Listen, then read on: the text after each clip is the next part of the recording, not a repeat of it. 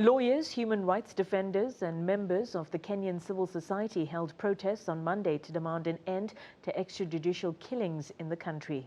The protests followed the abduction and murder of a human rights lawyer, his client and driver last week. 3 police officers linked to the killings appeared in a Kenyan court where were remanded for 2 weeks to allow for further investigations.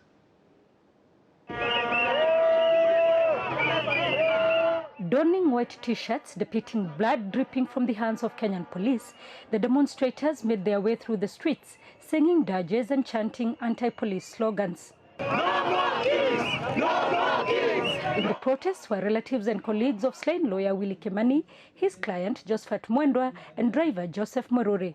Kimani worked for an American legal aid group, International Justice Mission. We will accept nothing short of the arrest of all criminals involved in the murder of Willie, Josephat. Kimani's client had sued a police officer for allegedly shooting him in the hand during arrest. The 3 were abducted as they left court. Their bodies were discovered in a river a week later. Lawyers began a 1-week court boycott Monday over the killings in a bid to push for the prosecution of those behind the murders. We will continue to defend the Constitution. We will continue to advance the rule of law and the administration of justice without fear, without favor.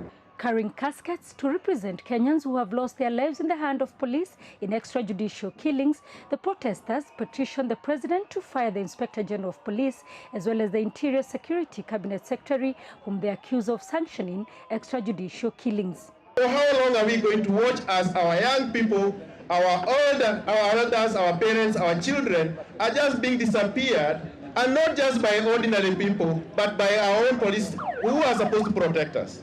Human rights defenders, lawyers and civil society organizations who held their protests on Monday want the Kenyan government to bring to book those who may have carried out not just Kimani's killing, but also those who have carried out several other extrajudicial killings in Kenya. Western diplomats have joined in calls for those demanding that the Kenyan government brings to book the killers.